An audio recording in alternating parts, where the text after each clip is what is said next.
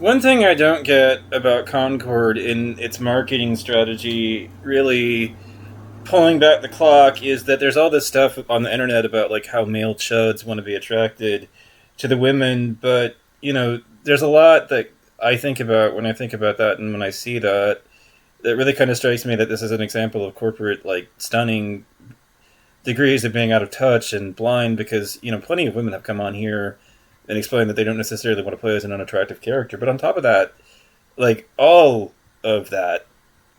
let me just say this into the record here on YouTube. Being a fan of like role playing games and everything, and playing online with other people and in that context and everything, I come into a counter when I play a lot of these online games with a lot of women who play games, and female gamers all the time. So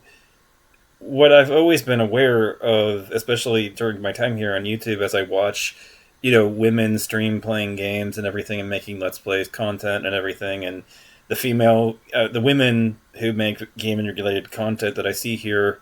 on the platform, of which there are numerous examples and everything, usually if I see them playing a game, it's an RPG. It's a role playing game that they're playing. I'm not seeing women produce a lot of content that veers in the direction of shooters, which would lead me to,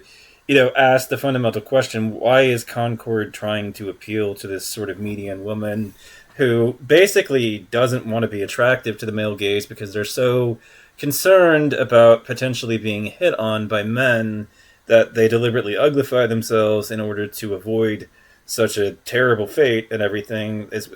like there seems to be a rather imagination that there's an audience there when there just never was, like any audience that was ever on the table in the first place with that and everything. Because the moment somebody came into the studio and tried to make this whole idea that we're going to try to make a game that appeals to both sexes and everything, and then we're going to make it a shooter, like you've already shot yourself, you've already pulled the foot gun out and shot yourself in the foot by making it a shooter, like, because women aren't really into shooters. Like that's been that particular style of game has been almost exclusively men for like as long as I can remember. It's only been the boys who have ever given a shit about shooters, and this doesn't matter if it's a first person, second, third person, extraction, subgenre, hero shooter. It doesn't matter. All men, no women, and that's what grinds my frustration here. There was.